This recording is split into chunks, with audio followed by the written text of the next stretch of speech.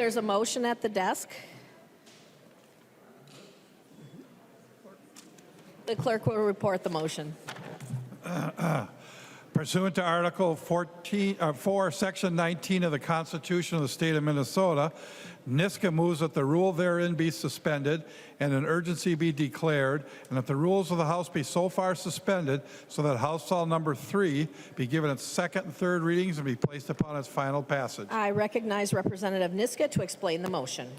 Thank you, Madam Speaker and members. This is the Human Services Bill. That's the product of the bicameral bipartisan working group. The spreadsheet for this was posted on May 28th. There was draft language posted on the 4th, and the version we're taking up today was posted on Friday. I urge members to support the motion so that we can move forward with the work we have to do today. I recognize the member from Hennepin, Representative Long. Thank you, Madam Speaker. I also urge members' support. There being no further discussion, all those in favor say aye. Aye. Those opposed, nay. The motion prevails. The clerk will give the bill its second reading. Second reading, House File Number 3. Second reading. I recognize the member from Hennepin, Representative Noor, to explain the bill. Thank you, Madam Speaker and members. House File 3, the Human Services Bill, reflects bipartisan, bicameral, and also collaborative problem solving by all the four caucuses, including the administration. Madam Speaker and members, this bill had the largest budget reduction of $1.1 billion across 4 years or the next 2 bienniums. Members, as a working group, we came together to find the best solutions that we can come up with. In this bill, we created a process whereby we looked at the shared sacrifice and also minimized the harm of reducing any programs in the Department of Human Services. Before going through the details of the bill, I wanted to thank all the committee members who were dedicated to solving the problem and finding the best solution going forward. I wanted to thank my co-chair, Schumacher. We had a great partnership.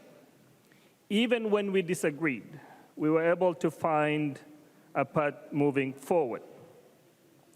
Likewise, I just wanted to say thank you to Vice Chair Keeler and Gilman and other members of the working group, Representative Coran, Jacob, who were part of the House membership. Likewise, in the Senate, Chair Hoffman, Senator Fateh, Mohammed, Mayquaid, and Abler.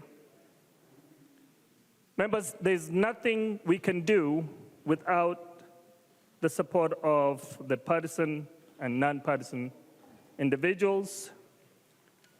From the GOP side, we had Megan Rosberg, Tom Brennan, Joseph Fruhoff, who contributed to the discussions as we moved forward. Likewise, from the DFL side, I wanted to thank Nick Stumolanga, Marley Peterson, and Elijah Henderson for helping us get to where we are. The work that is done by the nonpartisan staff is amazing. They can keep up with all the challenges as we go back and forth. I wanted to thank Sarah Senderman, Danielle Punelli, Joe Haney, and Doug Buck from the House. Likewise, from the Senate side, Liam Monahan, Kyle Raymond, and from the reviser's office, Dean Trefts and Alex Willie. From the agency, we had a great support from the staff, from Christy Graham, Elise Bailey, Carrie Briones, and also Commissioner Shri Gandhi. This was a collaborative effort to get us where we are. Members, I'll cover the new spending in the bill, and Co-Chair Schumacher will cover the reductions. Overall, in the bill, we have got a new spending based on fully funding SEIU PCA CFSS contract which increases the minimum wage for SEIU and the workers in PC and CFSS, creates a retirement fund trust for future bargain for retirement contributions. It also creates a training and orientation grants and other elements in the agreement. Members, we fully fund the nursing homes for the workforce standards increases for the wages. We also substantially increase the substance use disorder rates, basing many of our increases of the rate study, which you've had from the health bill, which was addressing the mental health, but for the substance use disorder, we are comparing the state rates to Medicare rates. These increases include adding inflation at the rate of 3%, funds treatment coordination services at 100% of the Medicare rates, low-intensity substance use disorder residential at 100% of the Medicare rate, high-intensity substance use disorder residential at 83% of the Medicare rate. Likewise, members, we fund the Miller Building to address some of the challenges we've had with individuals who are civilly committed. In this bill, we have $20 million for the construction of a 50-bed, and the other provisions is being carried in the capital investment. We also fully fund in the tails the operations for that treatment facility. This is something that we've had from the counties and also from the Priority Admission Task Force, so we're able to get that to the finish line. We're also fully funding DCT operating adjustments, which is set to become its own agency by July 1. Likewise, we are funding the Council on Disability, Ombudsman for Mental Health and Developmental Disabilities. We also fund the Wilder Foundation for the point-in-time homeless census. Members, we have a provision for Damon Lefstad Memorial Act, which allows us to provide reimbursement for PCA services in acute care hospital settings. We also have a new reimbursement for family residential services to almost 26%. We fund out-of-home respite care services for children in unlicensed settings, delivering crucial rest for those who need care of their children. We also allow reimbursement for swimming lessons for children under age 12 with disabilities to tackle the challenges of drowning for the kids with disabilities. We also fund the Department of Human Services for individuals who are going to be providing us assistance to make sure that we're able to deliver our services in a good way. Likewise, members, we have got a significant investment in the program integrity to address some of the challenges that we've faced.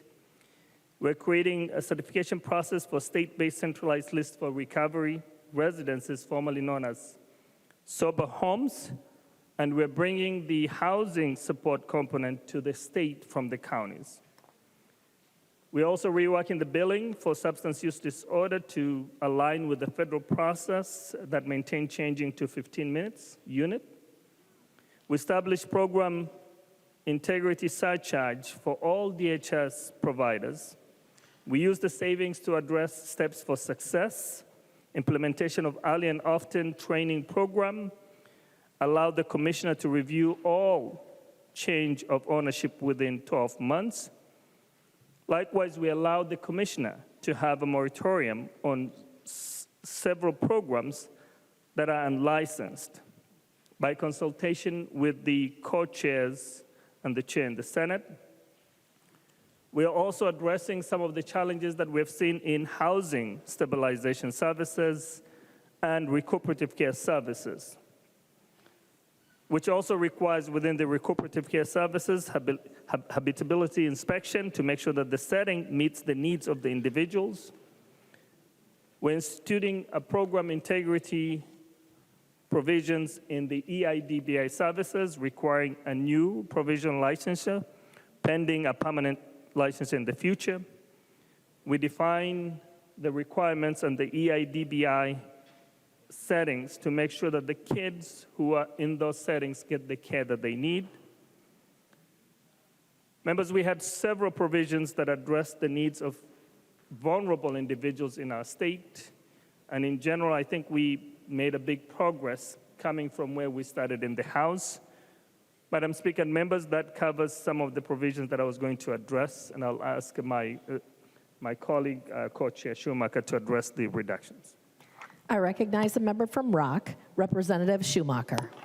Thank you, Madam Speaker and members, and thank you to Chair Knorr for not only your work in this session, but just what we were able to accomplish. This has been, for me, a long time coming, being on the Human Services Committee for 15 years, off and on, and being able to chair at a time when we have a historic budget deficit to deal with in our target, and I couldn't have asked for a better person to work with in that process than Chair Knorr. It's been one I will not forget anytime soon, nor will anyone allow me to forget some of the decisions that were made in this bill here. But we had $1.1 billion in targeted reductions from the forecast over the next 4 years to deal with that budget deficit that's coming up. This bill, as it's in front of us, is a product of compromise. Some things in here we all can agree to, but may not necessarily agree with. And compromise, of course, is the thing that we tell all of our voters every election year that we are willing to do, and this is really a product of that. This bill, we focused on actual spending reductions, which I'll talk about in a bit here, to actually address the curve in spending that goes on in the human service area. We talk about licensing reform. Chair Knorr already spoke about the licensing reform that happens in this, but also to help with the program integrity piece and the cost drivers in this area. And we'll also be bringing local experts together, the people who have the real ideas, the people who deal with this stuff every day, and have them help us find the solutions to this budget, not only now, but also in the future for what they have. Because we focused on those things, we didn't have to rely on shifts to other payers like the counties. We didn't have to rely on gimmicks that future legislatures will have to deal with. And we didn't rely on wait lists for our most vulnerable Minnesotans. And oftentimes we get asked in the human service area, why is Minnesota more expensive than other states? And part of that is because other states rely on wait lists for the services that they have. And if you happen to need a service but you got in too late, well, try again next year. And Minnesota's worked hard over the last decade to get beyond that, and now we are beyond that. And we were able to continue to be, even with this significant negative budget target to deal with. So addressing some of the cost reductions that we have here, we know that a lot of the highest growth areas in the state government spending was in our forecasted areas, and it was in the human service areas. Not only the cost of care going up, but also the number of people who are utilizing that care was going up. And so we took an approach of trying to deal with those things that were growing the fastest and growing the most in a way that wasn't controllable or forecastable, if that's a word, for us in this budget. And so we started with placing a cap on inflation for disability waivered services and nursing home reimbursements that matches the urban area consumer price index, and we capped that so that it can't grow faster than 4%. Of course, in the future, if the legislature deems we can go beyond that, but the cap now for budgeting purposes is 4%. For disability services, we instituted a long-term service and support cost savings reform work group. This is a work group of community partners, including the counties and the tribes, disability service providers, disability advocates, agency staff, and many more, in order to find savings of at least $88 million in the out years, 28 and 29. If this group isn't able to get that done, the local experts can't figure out where to save $88 million, then there are some automatic reductions that happen in this. There's kind of the carrot and stick with this piece here, that there are real cost savings that will come one way or another. And so we bring the people who would be affected by that to the table to figure out how to best deal with that. There's the service of integrated home supports and integrated home supports with training We institute some cost savings and growth by capping the number of service hours per day to 6 hours.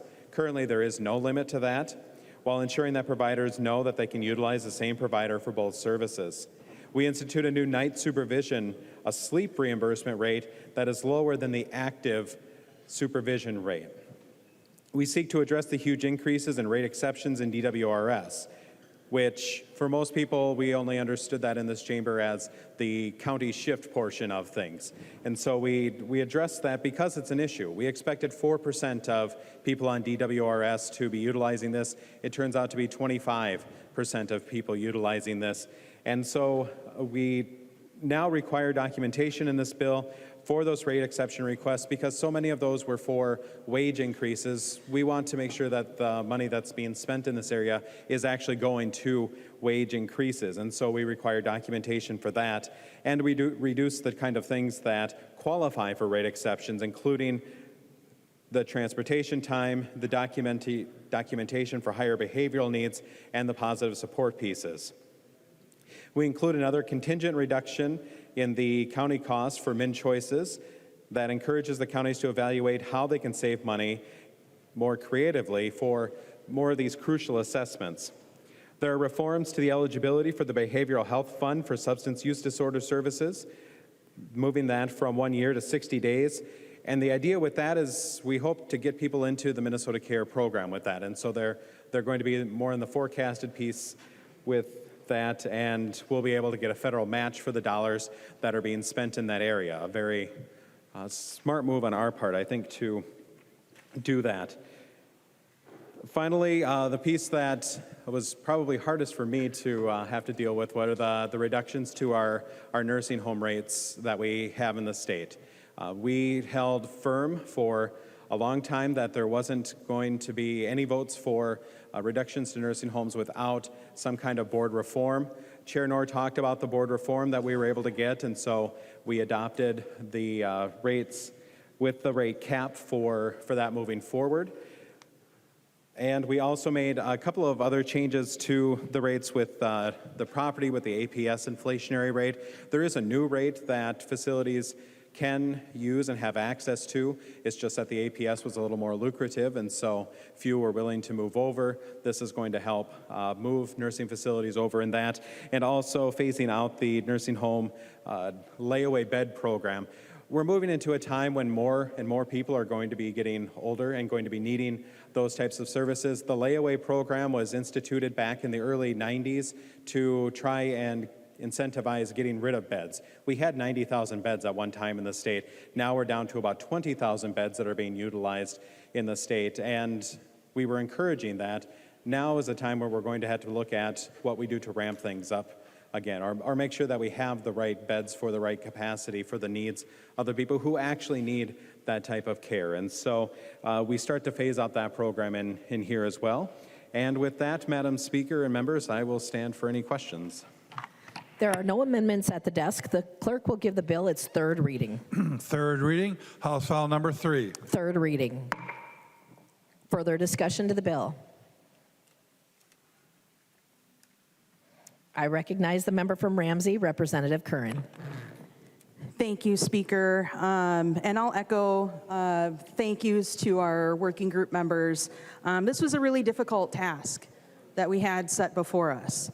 And not just difficult for one party or another. This is a difficult task for our branch of government. Really, really difficult. And I know we had some really difficult conversations. There are a lot of high emotions, and I know that I contributed to that, to no one's surprise, I'm sure. But this is because this is deep. This is affecting people. These are people who rely on us, full stop. And so I want to start with, how this process played out. We had forecasts that came through, as was said, showing that we were going to face a structural deficit. And that forecast that came through also showed us some really hard truths that it's become clear to me and our community members that some of those truths are just too hard for this body to handle at this time. that caring for people, while yeah, is expensive, it is working. People are signing up for programs. And yeah, we try not to have wait lists because we know that caring for people works. And the sooner that people get access to the services that they need, the sooner they're on their way to success, to thrive. And instead of the state of Minnesota advocating to continue working for the people, because that's our job as a state, we work for the people. The state of Minnesota is the most important employee to the people that we serve. Yet somehow, we find ourselves as legislators speaking on behalf of the state, speaking on behalf of this employer that we are who serves others.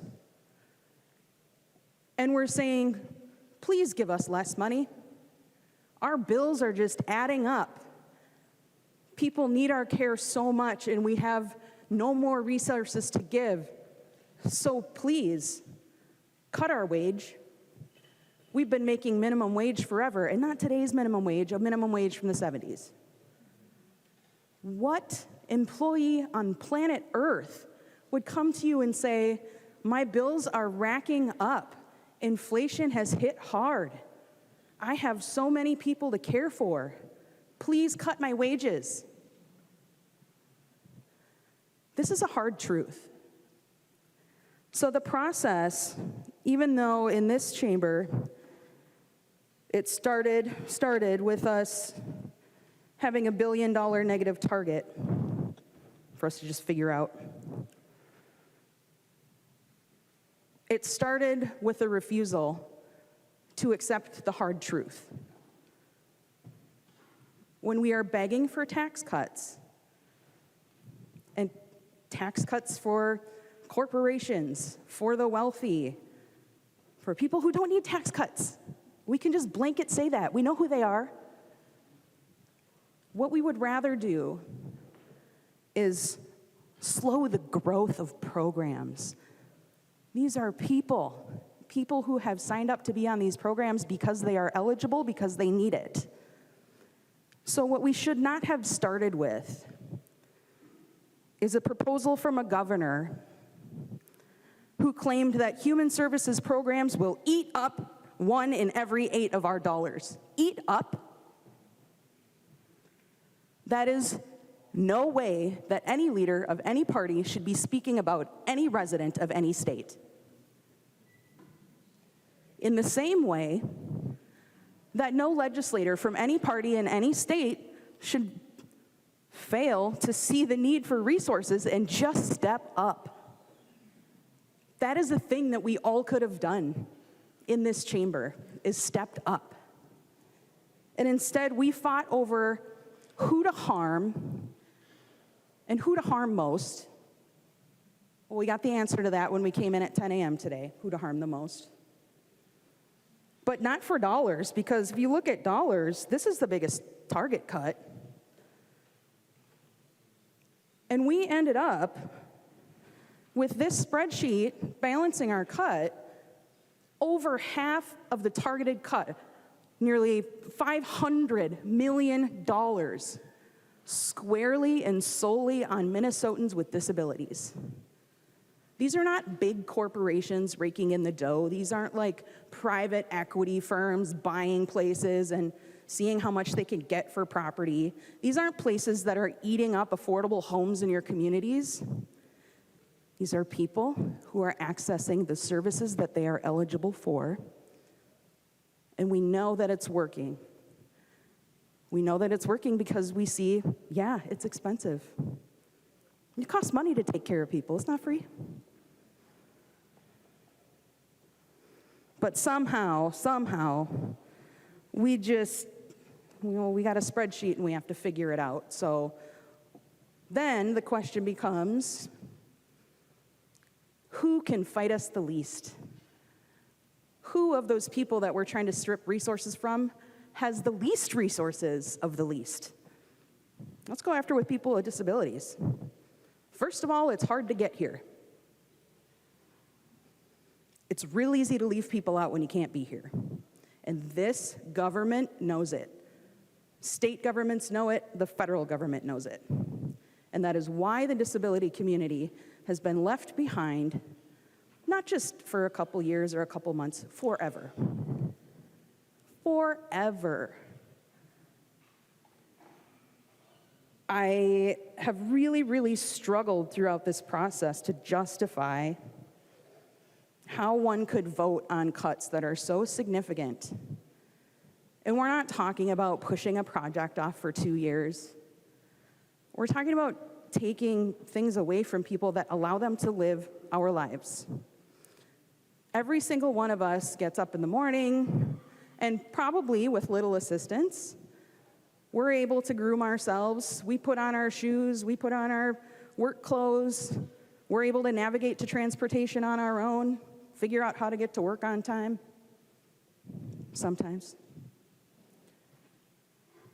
There are so many people who cannot do that without the help of maybe even more than 1 to 5 other people before 10 in the morning. And that's who we've decided to take this out on. Everyone can stand up and say so-and-so is the most vulnerable, but point me to the law that says that group literally has a law about vulnerable adults or vulnerable children. Vulnerable Minnesotans are people with disabilities. That is who are, not just this bill, but when we looked at the overall budget, we decided, well, look who can't show up to say no to this. So we did our best. This bill is much better than when it left this floor. But when we pass this bill today, Minnesota will be much worse off immediately.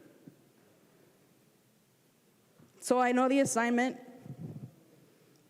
My first assignment was to try to protect Minnesotans with disabilities, and we tried, and we did the best that we could. So now that that assignment is complete, and I feel less than satisfactory about it, the assignment now is to pass budgets.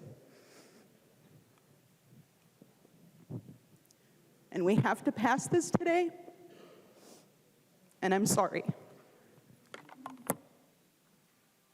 I recognize a member from Meeker, Representative Gilman. Thank you, Madam Speaker.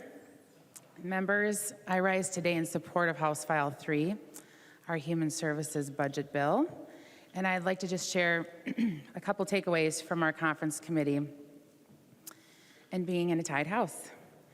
Human Services touches every part of our great state, from folks that are living out their golden years at home, in assisted living, in nursing homes, to the folks with disabilities, those struggling and suffering from homelessness, those with substance use disorders in DCT, the counties, our jails, and the great people that care for all of them. So when we started this process, we had to come to the table and find a way to create the least amount of pain and hardships of all those impacted. And I'm grateful for this working relationship, grateful for this tie, and also members that have gone before me and built relationships like Rep. Baker with Representative Fredericks. I was able to hop in and work alongside Rep. Frederick with substance use disorder and the recovery community. It's amazing when you can sit and hear and learn things from different perspectives. Locking arms together with others has been one of my mottos, and I'm excited to continue to do that. One thing that we did with the overbilling piece, the rampant fraud that was in this community, in this area, in the addiction recovery industry, was replacing an outdated 1-hour billing standard with more accountable 15-minute billing increments. It's little things like this that are going to have impacts on the bottom line. and have more guardrails around them. So I'll touch on something that was challenging. Some of the challenges that were around the operating cap. Effective, it will be January 1st, 2026. This will take money away from those providers who made good faith investments in their staff and residents' care in 2024. The operating cap is not just a budget tool or a line item on a spreadsheet. It has serious consequences for access to care in communities across Minnesota. This cap goes back on the word that we made here, on the state's word, on payments from 21 months ago. So we've received letters, we've received emails in regards to the real impact. And I'll just talk about 7 nursing homes across the state right now that are going to be really impacted. The reductions are from care-related expenses areas. So when Governor Walz insists on a shared pain, let's be clear about what it is. It's staffing cuts and costs to nurses and nursing, CNAs, residents, activities, and social work. The reason nursing home care is Medicaid entitlement is because it needs to be there if and when you need it or require it. And as we get older, chances are, if and when, we'll get bigger and bigger. And we know this, Minnesotans are turning 80 plus. It's the fastest growing age group. Some call it the silver tsunami and say it's already here. It's estimated to grow over to 250,000 people by 2030. Currently, we spoke earlier about how many beds we have available. We currently have 20,000 nursing home beds available and 53,000 assisted living beds available. So it's quite frightening to see the difference in math. So we need to just continue to work on this and ask our administration, ask the folks that are going to be coming alongside us in this journey, what are we going to do? Are we going to continue to take away from those who have invested most in Minnesota at the end of their life? Or are we going to invest and secure more space for them? So I would like to close on a positive note.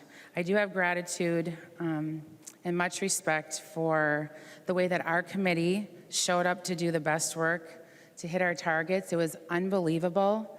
Knowing how many lives are impacted and getting to learn about so many acronyms, I think I dream about them. But those acronyms are tied to human beings and they're tied to people's life's work. And I am so blessed to be able to chose to be a part of this. So again, in the interim, I'm really excited to work along Co-Vice Chair Rep. Keeler and others on things that matter to us, rooting out fraud, waste, and abuse, and creating more guardrails around this whole committee's work. Helping with trafficking and homelessness, I'm just curious to get to know more about it and how I can help make an impact on that as well. That's going to be exciting to do that.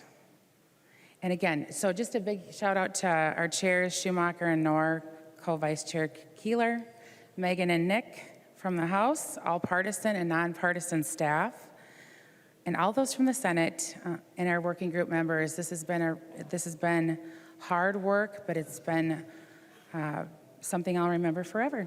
Thank you. Please vote yes. I recognize the member from Rock, Representative Schumacher. Thank you, Madam Speaker and members. And I'd first have to apologize to Representative Gilman. The fact that you're dreaming about acronyms says more about you than it really should. I really do apologize for that. And just a couple, I know there's been thank yous already, but I do need to thank, in particular, our CAs who put in the same amount or longer hours than what we had to put in. Nick, I'm very proud to say, has taken after me in the way he dresses now, and so we are doing our best to dress alike these days. It's really nice. And for Megan Rosbach, a big thanks to her. I've been trolling her all session long, and she's been reciprocating by sneezing on me in almost every hearing. But usually a CA's job is to do the work of telling the member to to help with what we need to say or to tamp us down. Megan's job really was to tell me to speak up more often, because I believe that silence is golden, and sometimes in these debates that's not so much the case, that silence really isn't golden, and she filled the gaps when she could, but then reminded me that I needed to do that as well.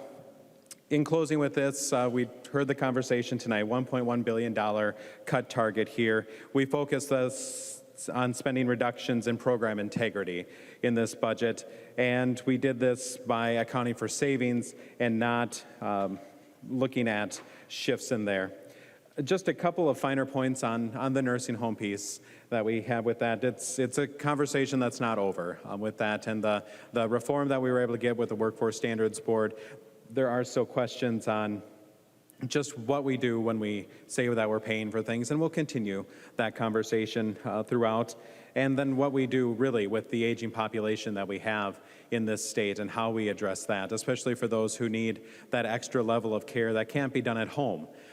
When we're looking at those pieces, that's a continued conversation that we're going to have. But again, this bill was part of a compromise, and this is not the final word. That's something I am reminding myself this year, but also after a decade and a half of being in this legislature, there is no final word on any issue at any time. And I think that's what I'm gleaning from what others have said tonight, is that it really isn't the final word, that there is more conversation, that it won't start again next February, but it'll continue on throughout the summer, throughout the fall, as we continue to do a better job for the people of Minnesota. And so I would encourage your support as we go through this bill tonight. Thank you. I recognize the author of the bill, Representative Noor. Thank you, Madam Speaker and members. This was a difficult bill. But ultimately, we were able to reach consensus and to close the bill. When we talk about vulnerable individuals, our seniors, people with disabilities, individuals with behavioral health challenges, individuals who are dealing with substance use disorder, individuals who are homeless, it's not easy to make a priority that we can solve a budget issue. But this is just a starting point. The promise is we can do better. We will continue to work on these issues to make sure that we take care of those who need the most. It is our responsibility. It is our promise. And nevertheless, I think we have accomplished some of the most significant reduction of any budget this session. Nothing to be proud of, but at least we're able to close this chapter. As we begin a new session, as we start to have more conversation, I'm also worried about what could come from the federal government. The Republicans in the House passed a reconciliation bill. That will have a significant impact on our budget. That will have a significant impact on people who rely on Medicaid. This is not over. If we're not careful, we will see a significant reductions in Medicaid if the bill going through the Congress that was passed by the Republicans in congressional reconciliation goes forward. Make no mistakes.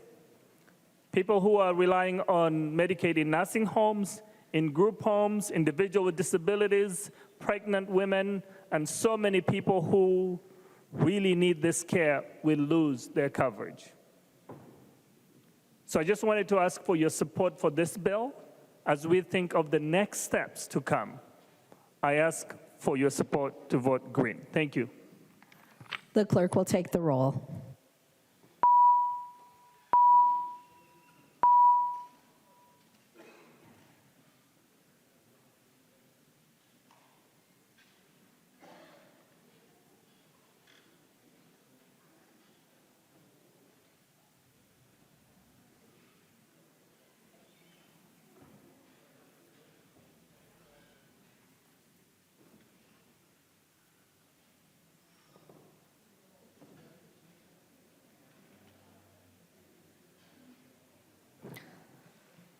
The clerk will call the name of the member participating remotely. Olson. House File 3, Olson votes no. Olson votes no. The clerk will close the roll.